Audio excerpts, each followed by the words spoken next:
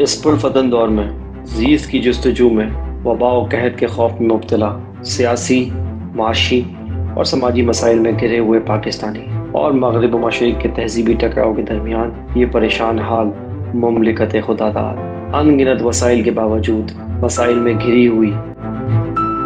आखिर हक़ाइक़ हैं क्या?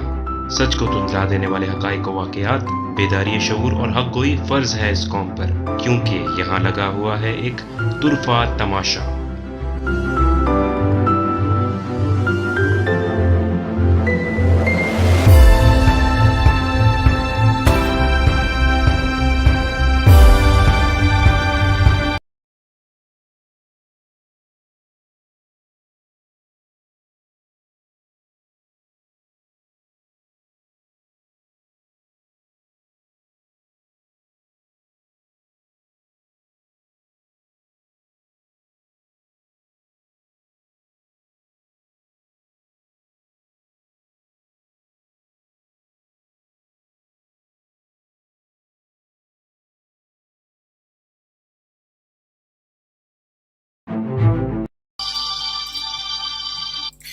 बिस्मिल्लाहिर्रहमानिर्रहीम, अस्सलाम वालेकुम। मेरा नाम है अहमद जलील और आप देख रहे हैं तुरफ़ा तमाशा। उम्मीद करता हूँ बिल्कुल खैरियत से होंगे, ठीक ठाक होंगे, अपनी अपनी ज़िंदगी में बहुत कुछ अच्छा कर रहे होंगे।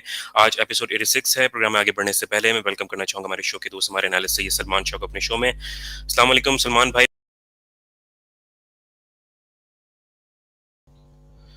जी जनाब, जब तक सलमान भाई आते हैं हमारे साथ, तो आज हम थोड़ी सी बात करना चाहेंगे टेक्नोलॉजी के हवाले से। और टेक्नोलॉजी जो है वो आपको पता है कि बहुत अहम जुज़ हो गया है। मुल्क को, मिल्लत को आगे बढ़ने के लिए टेक्नोलॉजी की बहुत ज़्यादा ज़रूरत है। आपको गेम में रहने के लिए टेक्नोलॉजी की बहुत ज़्यादा ज़रूरत है। और इस टेक्नोलॉजी के हवाले से हम आज बात करना चाह रहे हैं। दुबई यूएई में पिछले 4 दिहाइयों से जो है एक एग्जीबिशन लग रहा है, दुबई वर्ल्ड ट्रेड सेंटर में लगता है, जिस एग्जीबिशन का नाम है गल्फ इंफॉर्मेशन टेक्नोलॉजी एग्जीबिशन, जिटेक्स, जिसे आम फहम अल्फाजों में कहा जाता है। और अब जो है वो उसके साथ एक वर्ड ऐड हो गया है, ग्लोबल, यानी एक इंटरनेशनल स्टैंडर्ड का एग्जीबिशन है। और इस एग्जीबिशन के अंदर तकरीबन 170 कंट्रीज से ऊपर कंट्रीज जो हैं वो पार्टिसिपेट करती हैं, जिसके अंदर स्पीकर्स होते हैं, जिसके अंदर टेक कंपनीज होती हैं, जिसके अंदर स्टार्टअप्स होते हैं। और वो बात करते हैं डिजिटल ट्रांसफॉर्मेशन की, वो बात करते हैं नई टेक्नोलॉजीज़ की, वो करते हैं कि वो किस तरीके से कमर्शियल मार्केट को जो है वो रेवोल्यूशनाइज कर सकते हैं टेक्नोलॉजी के ज़रिए। तो इन तमाम तर चीज़ों पे हम बात करेंगे। और आज क्योंकि सलमान भाई उस एग्जीबिशन के अंदर मौजूद हैं, तो हम उनसे जानने की कोशिश करेंगे कि वो वहाँ क्या माहौल देख रहे हैं और क्या सिलसिला चल रहा है वहाँ पे। अस्सलाम वालेकुम सलमान भाई, क्या आप मेरी आवाज़ सुन सकते हैं?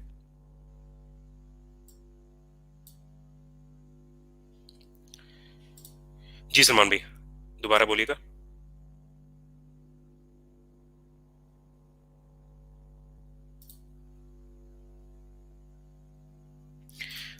गालिबन दोबारा हम रब्ता करने की कोशिश करेंगे सलमान भाई से। आई थिंक उनकी आवाज़ का कुछ इशू चल रहा है।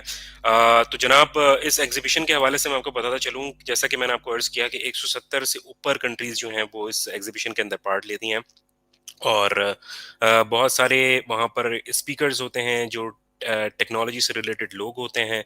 वो इस पूरी टेक्नोलॉजी एग्जीबिशन के अंदर पार्ट लेते हैं। नए नए प्रोजेक्ट्स जो हैं, जिस किस्म की टेक्नोलॉजी के ऊपर काम किया जा रहा है पूरी दुनिया के अंदर, उसको वहाँ पर प्रेजेंट किया जाता है, वहाँ पे एग्जिबिट किया जाता है। आर्टिफिशियल इंटेलिजेंस के हवाले से और ब्लॉकचेन के हवाले से, फाइनटेक जो कंपनीज हैं वो लोग किस चीज़ पे काम कर रही हैं, अपने इकोसिस्टम्स के हवाले से वो बात करते हैं। आगे वेब के ऊपर क्या टेक्नोलॉजीज आने वाली हैं और मोबाइल ऐप के ऊपर क्या टेक्नोलॉजीज आने वाली हैं, तो उन तमाम तर चीज़ों के ऊपर बात की जाती है। तो कोशिश करूंगा कि दोबारा से मैं राब्ता बहाल कर सकूँ सलमान भाई से। जी सलमान भाई, आप क्या मेरी आवाज़ सुन सकते हैं? जी, मैं आपकी आवाज़ बिल्कुल सुन लेता हूँ और बहुत-बहुत शुक्रिया अहमद। अस्सलाम वालेकुम ऑल द वालेकुम व्यूअर्स। सलाम। हाँ, मैं जायटिक्स में मौजूद हूँ और मैं आज सुबह से आया हुआ हूँ और मैं फ़िगर आउट करने की कोशिश कर रहा हूँ कि क्या टेक्नोलॉजी जो है ना आजकल जो है वो हमारे लिए रेलेवेंट है और आजकल की जो अपडेटेड टेक्नोलॉजी है वो क्या है और हमारे लिए रेलेवेंट कौन-सी है, ख़ास तौर पे हमारे लिए। तो दुनिया तो हमारे से बहुत आगे जा चुकी है, जैसा कि हमें पता ही है, हम बात करते ही आए हैं अपने प्रोग्रामों में। तो आज थोड़ा-सा एक ओवरव्यू लेंगे कि हम कहाँ खड़े हैं और गैप कितना है। दुनिया कहाँ खड़ी है और हम कहाँ खड़े हैं और उसका गैप कितना है टेक्नोलॉजी का। क्योंकि आपको पता है टेक्नोलॉजी का वैसे भी जो पेस है वो इतना तेज़ है कि कोई भी कंट्री जो है ना वो उसको कॉप अप नहीं कर पाता। लेकिन बहरहाल वो कोशिश ज़रूर करते हैं फॉलो करने की, लेकिन हम जो है वो कितना पीछे रह गए और हमें क्या-क्या करने की ज़रूरत है, आज थोड़ा-सा ब्रीफली इस पे डिस्कस करेंगे और आपको थोड़ी-सी जो एग्ज़िबिशन है उसका भी जो है ना आपका मुआयना करवाते हैं। और उसके बाद हमारे एक पैकेज भी इंशाल्लाह तैयार करेंगे जिसमें हम बहुत सारी चीज़ें जो है वो कंपाइल करके आपको पेश करेंगे और एक वर्चुअल टूर आपका ज़रूर कराएंगे जाइडेक्स एग्जीबिशन का। जाइडेक्स ग्लोबल हो रही है, जैसे कि अहमद ने इंट्रोडक्शन में बताया है कि जाइडेक्स जो है वो गल्फ कंट्रीज़ की जो है वो टेक्नोलॉजी की बेसिकली है, अब इन्होंने दुबई को हब बना दिया है और इस दफ़ा की एग्जीबिशन बहुत ख़ास हुई है, बहुत बड़ी हुई है, बहुत ही ज़्यादा हॉल्स में मैं देख रहा हूँ। इससे पहले भी मैं कई दफ़ा अटेंड कर चुका हूँ, लेकिन इस दफ़ा जो मैं देख रहा हूँ इसका जो वॉल्यूम है वो बहुत ज़्यादा बड़ा है और अभी तक मैं पूरा जो है वो सुबह से मैं आया हूँ और अभी तक जो है वो सारे हॉल में विजिट नहीं कर पाऊँ, इससे आपका अंदाज़ा लगा लें। लेकिन बहरहाल कुछ चीज़ें जो है चीज़ा जो फीचर्स हैं इसके मेन वो मैं आपको बता देता हूँ। अब की दफ़ा जो मेन जो फोकस किया जा रहा है अहमद, तो मैं दिखा दूँ, मेरे बिल्कुल पीछे आप देखें कि AI और होलोग्राम का जो है वो बिल्कुल एक लगा हुआ है, जो मेटावर्स का एक प्लेटफॉर्म है जिसमें लोग खड़े होकर देखें, वो ग्रीन स्क्रीन भी आपको नज़र आ रही होगी उसके पीछे, होलोग्राम और मेटावर्स। और यह अगर आप देखें, मैं आपको दिखा सकूँ तो मैं आहिस्ता आहिस्ता आपको सब चीज़ें दिखाना शुरू करता हूँ। मेरे पीछे अगर आप देखें तो बिल्कुल मेरे सर के ऊपर एक आपको पैरेट नज़र आएगा। ये बेसिकली जो है वो आपको नज़र आ रहा है कि ये वर्चुअल पैरेट है और कलर अगर सही आ सकते हो तो मतलब यहाँ से अगर आप नेकेड आई से देखें तो ये बहुत खूबसूरत लग रहा है। और यहाँ पर लोग इस तरीके से, अगर मैं आपको दिखा सकूँ कि किस तरीके से लोग जो है वो खड़े होकर अपना भी होलोग्राम बनवा रहे हैं और ये वर्चुअल इमेज बनवा रहे हैं। और ये मेटावर्स का जो बूथ है यहाँ से हम शुरू करते हैं। तो अहमद ये वाली मामला ये वाला है और मैं कोशिश करूँगा कि आपको और भी चीज़ें दिखा सकूँ आहिस्ता आहिस्ता। यहाँ से अगर आप देख सकें इसको तो ज़रा आपको क्लियर नज़र आएगा। ये बेसिकली ये वो ग्रीन पर्दा है मशहूर ज़माना, इसको आपको पता ही है जी। तो लोग, आप यहाँ से अंदाज़ा लगाएं कि हमारे यहाँ डिस्कशन क्या होती है, हमारे यहाँ डिस्कशन क्या हो रही है और दुनिया कहाँ पर पहुँची हुई है, तो आपको अंदाज़ा होगा। और इस तरीके की एग्जीबिशन ज़रूर अटेंड करनी चाहिए, जो लोग कर सकते हैं उनको। तो मैं आपको आगे भी दिखाता हूँ। बहरहाल बात ये कि जो चीफ चीज़ें जिन पर फोकस हुआ हुआ है वो है blockchain, AI, cloud computing, virtual reality, augmented reality, इन पर ज़्यादा बात हो रही है। क्लाउड बेस्ड कंप्यूटिंग की बहुत बात हो रही है, आपको पता है साइबर सिक्योरिटी की बहुत बात हो रही है। हमें बड़ी ज़रूरत है, हमने कहा हम रेलिवेंट बनाने की कोशिश करेंगे प्रोग्राम को, क्योंकि ये तो एक जनरल एग्जीबिशन है। तो साइबर सिक्योरिटी पे मैं बहुत बूथ्स पे रुका, मैंने पता भी किया उनसे कि यार हमारे यहाँ तो हम बेसिक चीज़ों में फंसे हुए हैं, हमारे यहाँ तो जो है वो ऑडियो लीक्स हो जाती हैं, हम इससे तो आगे बढ़े हम कम से कम। तो ये बहुत आगे जा चुके हैं, अगर आप देखते जाए, मैं साइड में आपको दिखाता चले जा रहा हूँ ताकि ये जो है वो लोग देख सकें। और मैं अभी आपको एक और robotics, not to forget, robotics पे बहुत काम हो रहा है। हम जो पैकेज बनाएंगे उसमें मैंने बाकायदा उस पर वीडियो भी बनाई है, तो जब अहमद कंपाइल करेंगे तो आपको रोबोटिक्स से बात मिलेगी। आप चलते फिरते रोबोट्स घर में काम कर रहे हैं, पोछा लगा रहे हैं, झाड़ू दे रहे हैं, मतलब मतलब वो काम जो हमारी ख़वातीन को भी बहुत अट्रैक्ट करेगा। तो ये एक बहुत ज़बरदस्त इन्होंने एक ये आर्टिफिशियल इंटेलिजेंस की एक रिसर्च लेबॉर्ट्री है, उन्होंने ये स्टॉल लगाया है और इनका बड़ा ज़बरदस्त बूथ है। इसको मैं विज़िट अभी कर चुका हूँ कई दफ़ा और कई दफ़ा इनसे मालूमात ले चुका हूँ। अब कि अगर मैं गया तो कहेंगे कि ये बार बार आ रहा है और ये क्या चाह रहा है। सलमान भाई, जानना आपसे ये चाहूँगा कि आपने इस तरह से कहा कि दुनिया कहाँ पहुँच गई है और हम तो अपने छोटे-छोटे पेटी इश्यूज़ के अंदर ही फँसे हुए हैं अभी तक, और पता नहीं या तो फँसाया गया है हमें या फिर हम फँसे हुए ही हैं। तो आपको कोई रिप्रेजेंटेशन पाकिस्तान की कंपनीज़ की या पाकिस्तान के सॉफ्टवेयर एक्सपोर्ट बोर्ड की कहीं कोई रिप्रेजेंटेशन दिखी है? जी बिल्कुल दिखी है और बड़ी नेग्लिजिबल है और वो वर्थ डिस्कसिंग भी नहीं है। छोटे से छोटे बूथ 7-8 मुझे नज़र आए बाहर, वो भी आउटसाइड, मेन हॉल में भी नहीं है वो। और वो पाकिस्तान सॉफ्टवेयर एक्सपोर्ट बोर्ड का उन पर वो भी लगा हुआ था बोर्ड, और वो वही ऑब्सलीट चीज़ें जो है वो ऑफ़र कर रहे हैं, जबकि यहाँ पर कुछ और ही मामला हो चुका है। तो ये लीप फॉरवर्ड कर चुकी है दुनिया आगे और हम अभी तक वो बेसिक जो सॉफ्टवेयर हैं वो बेचने की कोशिश कर रहे हैं। और उस बूथ पे इत्तेफाक से हमने जो लोग देखे वो भी हमने अपने देसी लोग ही देखे, क्योंकि वही जो देसी कंपनी यहाँ है वही उसमें इंटरेस्टेड है। बाकी तो मैं अगर आपको बताऊं, एक हॉल तो डेडिकेटेड गवर्नमेंट्स का था जहाँ जाके मेरा डिफेंस टेक्नोलॉजी और जो पुलिसिंग, और यकीन करें अहमद हैरानगी हो जाती है कि पुलिसिंग कैसे, अब मुझे कुछ अंदाज़ा हो रहा है कि ये यहाँ पे इन्होंने सिक्योरिटी किस तरीके से इनेक्ट की हुई है। उनकी जो टेक्नोलॉजी है वो जो यूज़ कर रहे हैं पुलिसिंग के लिए और सारा के लिए, तो हैरान हो जाएंगे आप। मैंने एक और डिफेंस टेक्नोलॉजी का बूथ पे मैंने ये बात देखी कि एक नॉर्मल सा नट निकला हुआ था टावर के ऊपर। ड्रोन जाता है, जूम इन करता है, उस एरिया को स्पेसिफाई करता है जहां एक नट निकला हुआ है, और उन्होंने डेमोन्स्ट्रेशन में बताया कि वो रिपोर्ट करता है हेड ऑफिस, और वहां से टेक्नीशियन जाते हैं डायरेक्ट बिल्कुल टू द पॉइंट जाके वो नट बस लगाने के लिए। आप इससे अंदाजा लगा ले, टावर के ऊपर की मैं बात कर रहा हूँ, ठीक ठाक हाइट होती है, वहां पे ड्रोन ने फुटेज ली, उन्होंने फिगर आउट किया कि एक नट निकला हुआ, एक नट था, और वो करके उन्होंने बताया कि भाई इस तरीके इसको वहां पर रिपोर्ट किया। डिफेंस टेक्नोलॉजी की बूथ की मैं बता रहा हूँ आपको, यानी टेक्नोलॉजी के इस्तेमाल से वो टाइम भी बचा रहे हैं, एनर्जी भी बचा रहे हैं और अपना पैसा भी बचा रहे हैं। जी जी जी जी जी जी। और अब आपको अंदाजा होता है कि स्मार्ट सिटी का जो कॉन्सेप्ट है, देखें फंडामेंटली ये तो आपको पता ही, हम बहुत बार डिस्कस कर सकें कि एआई और इस पर हमारे अपने भी रिजर्वेशन हैं, क्योंकि हमें ऐसा लगता है कि जो साइबोर्ग बनाने की कोशिश है, इंसान को जो रोबोट्स किस तरह बनाने की कोशिश है, उससे तो हम डिसएग्री करते हैं, क्योंकि ह्यूमन अपना जो तशख़्ख़ुस है, अगर उसको खो देगा तो वो सब कुछ खो देगा। लेकिन टेक्नोलॉजी का इस्तेमाल वहाँ तक अमर होना चाहिए जहाँ तक वो ह्यूमन को आसानी के लिए हो, उसके मातहत हो। मैं बहुत केयरफुली वर्ड चूज कर रहा हूँ, ह्यूमन का सबऑर्डिनेट होना चाहिए टेक्नोलॉजी को, ना कि टेक्नोलॉजी का सबऑर्डिनेट ह्यूमन को होना चाहिए। मैं जाइटेक्स में खड़े होकर आपको ये बात कर रहा हूँ, इट्स अ बिग थिंग, ठीक है। आंखों को चुंदिया जाने वाली यहाँ पे चीज़ें हैं, टेक्नोलॉजी है। लेकिन मैं फिर आपको एक बात बोल रहा हूँ, रीट्रेट कर रहा हूँ हमारा इंस्टांस जो हम तुलबा तमाशा से लेते आए हैं। देखें ये हमारा जो है वो स्टांस है कि ह्यूमन की सबऑर्डिनेट में होना चाहिए टेक्नोलॉजी को, ना कि टेक्नोलॉजी के सबऑर्डिनेट में ह्यूमन होना चाहिए। समझ रहे हैं आप बात? तो यहाँ पर आप सही कह रहे हैं सलमान भाई। और अच्छा, आप मुझे मैं कतल कलामी के लिए माजरत, एक सवाल मैं आपसे यहाँ पे करना चाहूँगा कि आपको यहाँ पर आपने मुख्तलिफ टेक्नोलॉजीज़ का जिक्र किया, तो मूविंग फॉरवर्ड ऑब्वियसली उन्होंने आपको फ्यूचर का भी थोड़ा सा व्यू दिखाया होगा कि आगे दुनिया किस तरफ जा रही है, चाहे वो आप वेब डेवलपमेंट की तरफ देखें या मोबाइल एप्लीकेशन डेवलपमेंट की तरफ देखें, या फिर अगर आप एआई या फिर आप मेटावर्स के आपने इस तरह से डिस्कशन किया, तो आप ने अगर कोई ऐसी चीज़ वहाँ पे देखी जो कि रोड मैप प्रोवाइड कर रही हो या विजन दे रही हो कि आइंदा 5 से या 10 सालों के अंदर दुनिया जो है वो कितनी ट्रांसफॉर्म हो चुकी होगी टेक्नोलॉजी के हवाले से, बारे में देखिए सबसे पहले हाँ जी बिल्कुल बिल्कुल, आपने बहुत रेलेवेंट सवाल किया। मामला ये है अमर कि दुनिया जा रही है अब रोबोटिक्स की तरफ।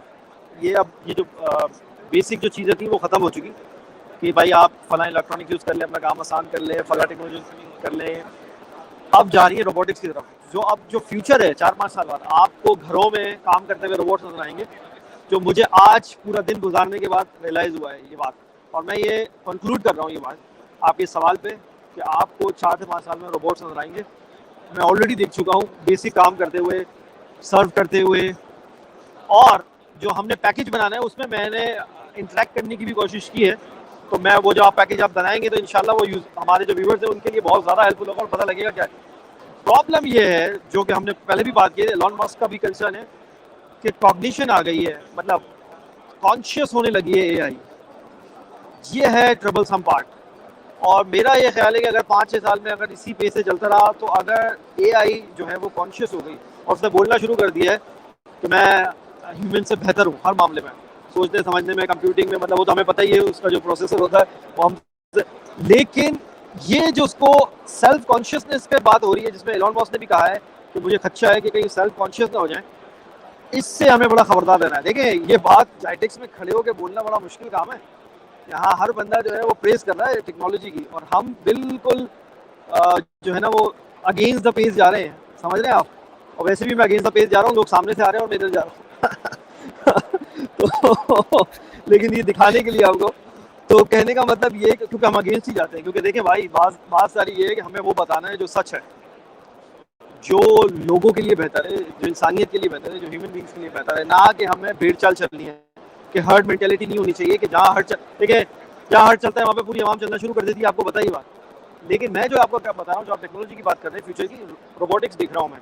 इसके अलावा आप देखें कि क्लाउड कंप्यूटिंग में बहुत ज़्यादा जो है मैं देख रहा हूँ डेवलपमेंट, और हर चीज़ इंक्रीजिंगली उस तरफ चली गई है, हर चीज़ वर्चुअल हो चुकी है। मैंने अभी कॉन्फ्रेंस रूम में जो मीटिंग्स होती हैं उनका एक डेमो देखा, तो सब हॉलोग्राम पे बैठे हुए हैं, मतलब टेबल चेयर खाली है और जो है होलोग्राम से वो जो है मीटिंग हो रही है, बंदे बैठे हुए हैं वर्चुअल। तो मतलब फ्यूचर इस तरफ जा रहा है। और इसमें जो सबसे ज़्यादा जो खतरा हो रहा है ना, मैं आपको बताऊं, वैसे तो ये बड़ी क्लीशे डिबेट हो गई है, लेकिन मैं आपको बता रहा हूँ कि जो एम्प्लॉयमेंट अपॉर्चुनिटीज़ हैं आज से 4-5 साल में, जो इनका विजन भी है वर्ल्ड इकोनॉमिक फोरम का 2030, हमने एक प्रोग्राम भी किया रामिर भाई के साथ किया था, हमने उसमें लिस्ट भी बताई थी कि वो क्या क्या उनको चाहिए। जो ह्यूमन बेस्ड स्किल्स है ना, हमें वो पकड़नी पड़ेगी, वरना मैं आज ये देख रहा हूँ कि जो बेसिक चीज़ें हैं वो तो टेक्नोलॉजी जो है ना, वो उनमें आपको जो है वो सुपरसीड करने वाली है, बल्कि ऑलमोस्ट कर भी चुकी है। और जॉब्स जो है आपकी, वो अब मैं 4-5 साल में देख रहा हूँ कि वो बहुत कम अपॉर्चुनिटीज़ जो है ना, कम से कम होती चली जाएंगी। तो आपको अब वो स्किल सेट लेना पड़ेगा जो कि ह्यूमन के लिए यूनिक हो, समझे ना। वो जो क्रिटिकल थिंकिंग की बात हो रही थी, वो जो इमोशनल इंटेलिजेंस की बात है, वो जो बात है एनालाइज करने की एबिलिटी, ठीक है, रेक्टिफिकेशन नहीं चलेगा। ये जब तक आप इस तरह की टेक्नोलॉजी पे नहीं जाएंगे तो मुझे नहीं लगता कि हमारा कोई फ्यूचर है। और फ्यूचर टेक्नोलॉजी जो है ना, अब आप ब्लॉकचेन की बात करें, ब्लॉकचेन में बड़े बड़े यहाँ पे बूथ लगे हुए जो बात कर रहे हैं ब्लॉकचेन में। आपको पता है सारी जो चीज़ें हैं वो ब्लॉकचेन में जाने वाली है, क्योंकि उसकी वजह ये है कि वहाँ सिक्योर होगा डाटा। लेकिन फिर मैं आपको एक बात बता दूँ, इवेंचुअली होना क्या है, फॉरगॉन कंक्लूजन क्या है। फॉरगॉन कंक्लूजन ये है अमर, कि पहले ये बता ये रहे हैं ब्लॉकचेन के जरिए कि हम करने जा रहे हैं भाई डिसेंट्रलाइज, ठीक है। हर बंदा एक्सेस कर सकेगा ब्लॉकचेन को, और वो जो है वो इनक्रिप्ट नहीं हो पाएगा। एक दफ़ा जो रिकॉर्ड मेंटेन हो गया वो हो गया, बस अब आर्काइव से आप निकाल सकते हैं, हर बंदा जिसको एक्सेस है वो निकाल सकता है। लेकिन प्रॉब्लम ये है कि ऐसा ना हो कि इस पूरी ब्लॉकचेन को वही चंद लोग जो है वो ओन कर लें, जैसे कि हमारे ग्लोबल बैंकिंग सिस्टम में हम बात करते हैं कि वही चंद हाथों में। तो ये डिसेंट्रलाइजेशन के नाम पे कहीं सेंट्रलाइजेशन ना हो जाए, इस पे ज़रा आप चेक रखना ज़रूरी है। और मेरा नहीं ख्याल कोई चेक रखने वाली बॉडी है, क्योंकि हर बंदा या टेक्नोलॉजी के पेस में इस तरह बह चुका है कि उसको ये नहीं पता कि एंड क्या है इसका। सब जो है वो टेक्नोलॉजी की पेस के साथ तो रहना चाहते हैं, लेकिन ये नहीं पता कि इसका मकसद क्या है, क्या मकासद क्या है इनके। और देखिए, और यही ह्यूमन की कैपेसिटी होनी चाहिए सोचने की, कि वो पहले एंड को सोचे कि यार ये सब चीज़ें जा किस तरफ रही हैं रैंडमली। अच्छा सलमान भाई, 10 तारीख से 14 तारीख तक ये एक वीक का पूरा समझ लीजिए कि वीकली एग्जीबिशन है। तो जी जी। आप मुझे ये बता सकते हैं कि अब कोई ऐसे रिनोन्ड स्पीकर्स या कोई टेक स्पेशलिस्ट, कोई किसी बड़ी कंपनी के सीईओ या कोई ऐसे लोग जो कि इस वक्त एज अ स्पीकर वहाँ पर मौजूद हों, या आपने किसी का सेमिनार या कोई टॉक अटेंड की हो? देखिए, गवर्नमेंट के मिनिस्टर तो अभी काफ़ी मैंने देखे हैं, वो आए हुए थे प्रोटोकॉल के साथ। जो असल में कुछ एग्जीबिशन हॉल इन्होंने मुख्तस किए हुए हैं इस तरह के लेक्चर्स के लिए, तो वो एक अलग एक्सेस है उनका, ठीक है। और बिल्कुल आए हुए हैं, बिल्कुल उनकी लिस्ट है, वो हम अपने पैकेज में शेयर भी करा सकते हैं।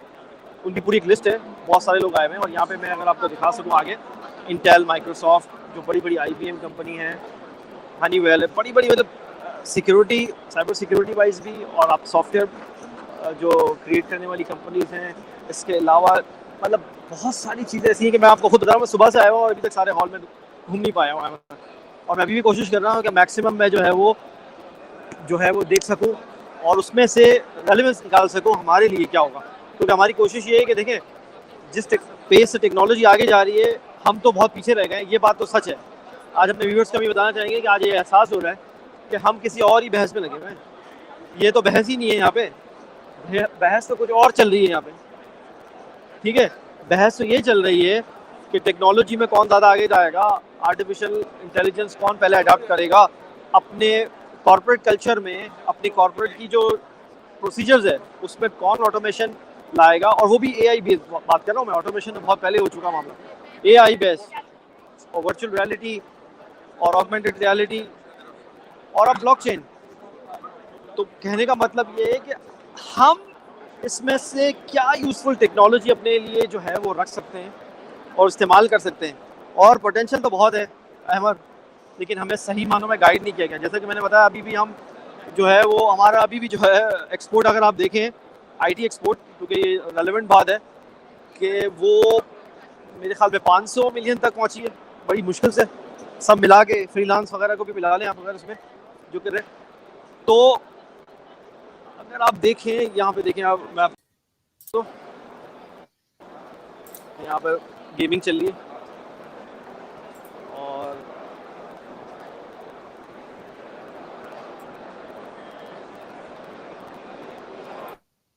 और मुझे याद पड़ रहा है कि अर्ली 2000 में जब आईटीसीएन शुरू हुई थी अहमद, शायद आपको याद हो, जी आईटीसीएन कराची एक्सपो में जब होती थी, अगर उसका तसलसल बरकरार रहता तो वो भी कुछ इस किस्म की एग्जीबिशन में कन्वर्ट हो सकती थी अभी तक, 20 साल बाद, 15-20 साल बाद। लेकिन चूंकि हम तसलसल बरकरार नहीं रखते, कंसिस्टेंसी नहीं है हमारी चीज़ों में, तो हम जो है वो फिर दोबारा से जो है वो बैक टू जो है ना स्क्वायर वन चले जाते हैं। तो ये वाला मामला है अहमद। लेकिन यहाँ पर देखिए, मैं आपको बता रहा हूँ, इवन साइबर सिक्योरिटी में कितना कुछ सीखने का है हमारा। हम कितने पीछे साइबर सिक्योरिटी में। मैं आपको बताऊँ, जो बैंक्स हैं, हमारे बैंक्स हैं, मैं आपको फिर बता रहा हूँ, हमारे बैंक्स ने जो साइबर अपनी सिक्योरिटी रखी हुई है वो बिल्कुल भी एडिक्वेट नहीं है, और कभी भी ब्रीच हो सकता है और डाटा जा सकता है। ये तो अब ब्रीच करने वाले पर है कि वो टाइम एंड प्लेस जो है वो चूज करता है कि वो कब पेनिट्रेट करेगा। हमारे एंड पे कोई इनिशिएटिव नहीं बचा है हमारा। कहने का मकसद ये है, टेक्नोलॉजी वाइज हमारे एंड पे कोई इनिशिएटिव नहीं है।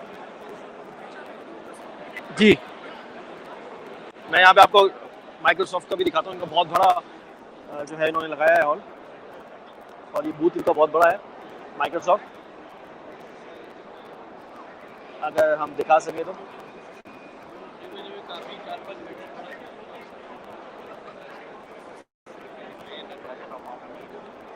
जी अमर,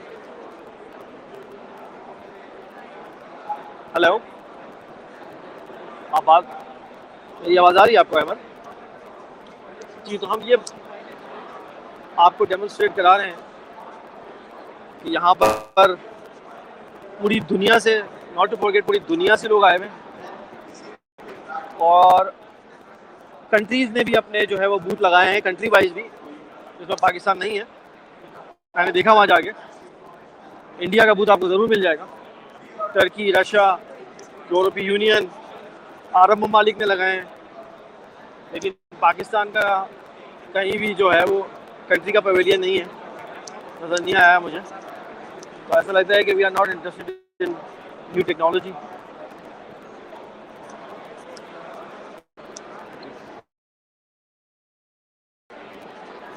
जी अहमद, आप मेरी बात सुन सकते हैं? जी अहमद, आपको आवाज़ आ रही है मेरी?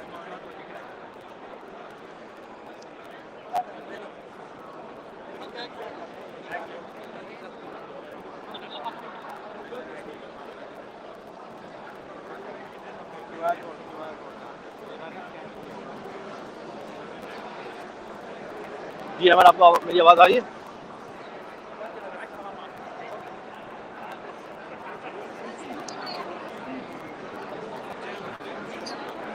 हाँ जी,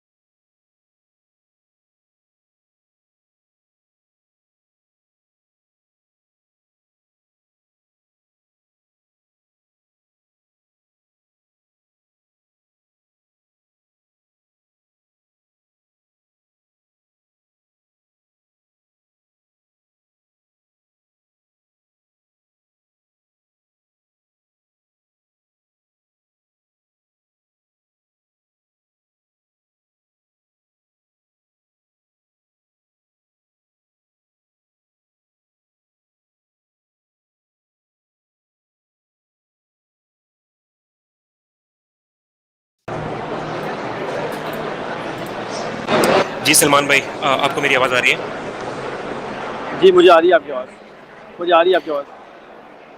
जी, आई थिंक कुछ नेटवर्क का कुछ जी इश्यू मेरे एंड पे भी है, और आई थिंक कोई कोई बड़ा पावर ब्रेकडाउन हुआ है यहाँ पाकिस्तान में। सुबह से कराची, लाहौर वगैरह की तरफ जो है वो लाइट नहीं है।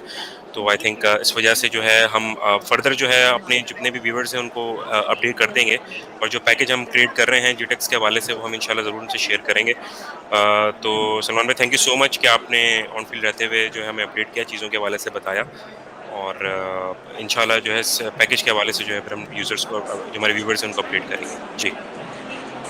जी बिल्कुल अहमद। और आखिरी में बस आखिरी बात ये है कि बस हम आज ये एहसास हमें हो रहा है, वो होना चाहिए सबको, और हमारा काम बेसिकली लोगों को जो है वो बाशऊर बनाना है। कहने का मतलब ये है कि आज हमें ये एहसास हो रहा है कि हम दुनिया से बहुत पीछे रह गए और दुनिया में कुछ डिबेट कोई और ही है और हमारे यहाँ डिबेट कुछ और ही है। अल्लाह करे कि जल्द से जल्द जो है वो ये किसी करवट बैठ जाए हमारा जो मामला चल रहे हैं वहाँ पे सियासी और माशी, ताकि हम दोबारा से इस जो है वो ट्रैक पे आ सकें।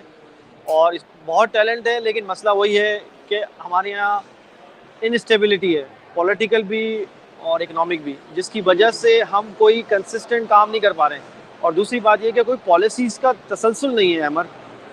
टेक्नोलॉजी के हवाले से और साइंस के हवाले से आप मुझे बताएं कि क्या है हमारे पास, मतलब क्या पॉलिसी है हमारी। हमारा कोई 2030 का विज़न है, कोई 2040 का विज़न है।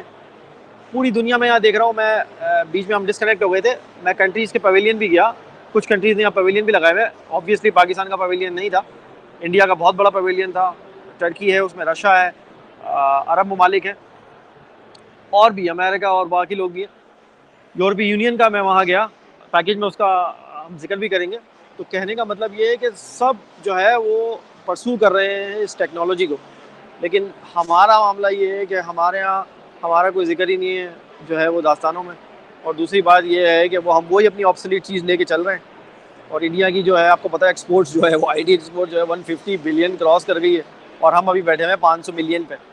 अगर हम उसके तकरीबन 1/3 साइज़ के हैं तो कम से कम हमें 50 बिलियन का तो एक्सपोर्ट करनी चाहिए ना, IT की और टेक्नोलॉजी बेस्ड। लेकिन हम बिल्कुल पीछे हैं, ब्लॉकचेन में हमारा कोई जिक्र नहीं है, आर्टिफिशियल इंटेलिजेंस में कोई जिक्र नहीं है हमारा, और हम वही लेके छोटी छोटी चीज़ें कर रहे हैं। जाहिर सी बात है कोई गवर्नमेंट की तरफ से कोई स्ट्रेटजिक प्लान नहीं है जिसके मुताबिक जो है वो टैलेंट को पूल किया जाए और चैनलाइज किया जाए, ताकि इन टेक्नोलॉजीज़ का फ़ायदा उठा के, इन टेक्नोलॉजी को यूज़ करके, उसकी हेल्प लेके हम अपनी ज़िंदगियाँ भी आसान करें, और जो है अपने सिस्टम भी जो है वो मोस्ट ट्रांसपेरेंट करें और उसको ऑटोमेट करें, और उसके ज़रिए से जो है वो मज़ीद चीज़ों में बेहतरी आए। बेहतरी के लिए इसको करें, ना कि टेक्नोलॉजी के जो है वो हम सबऑर्डिनेट बन जाएँ। जी अमर। जी अमर। जी सलमान भाई, आई थिंक थोड़ा सा इशू चल रहा है, तो इस वजह से हमें जो है प्रोग्राम यहाँ पे एंड करना पड़ेगा unfortunately. And thank you so much कि आपने अपडेट किया हमें चीज़ों के हवाले से। इंशाल्लाह जो है हम जब पैकेज अपडेट करेंगे तो लोगों को बेहतर तौर पे जो है वो चीज़ें समझ में आने लग जाएंगी। थैंक यू सो मच, अपना बहुत ख्याल रखिए, एंजॉय कीजिए एग्जीबिशन को, और कोशिश कीजिए कि जिस हद तक आप घूम फिर सकें, घूमें फिरें। और अल्लाह ताला से दुआ यही है कि जब नेक्स्ट टाइम एग्जीबिशन हो तो इसमें पाकिस्तान जो है वो आगे बढ़ चढ़ के हिस्सा ले रहा हो और कुछ बेहतरी हो जाए हमारे मुल्क के हवाले से। Thank you so much. इंशाल्लाह hope for the best. Okay, अल्लाह हाफिज़। जी, तो ये थे जनाब सैयद सलमान शाह, और माज़रत चाहेंगे कि बीच में जो है वो हमें तकनीकी वजूहात की बिना पर डिस्कनेक्टिविटी का सामना करना पड़ा था। तो जो प्रॉपर जो इसका पैकेज है इंशाल्लाह जल्द आप तुरफ़ा तमाशा के पेज पे देखेंगे। तब तक के लिए अपना बहुत ख्याल रखिएगा, फीडबैक अपना ज़रूर दीजिएगा। This is Ahmed Jalil signing off from Turfa Tamasha episode 86 Pakistan. इस पुरफतन दौर में जीज़ की जस्तजू में वबा व कहत के खौफ में मुब्तला सियासी, माशी और समाजी मसाइल में घिरे हुए पाकिस्तानी और मगरिब व मशरिक़ के तहज़ीबी टकराव के दरमियान ये परेशान हाल मुमलिकत खुदादार अनगिनत वसाइल के बावजूद मसाइल में घिरी हुई। आखिर हकाइक हैं क्या? सच को धुंधला देने वाले हकाइक व वाक़यात, बेदारी शऊर और हक गोई फ़र्ज़ है इस कौम पर, क्योंकि यहाँ लगा हुआ है एक तुरफ़ा तमाशा।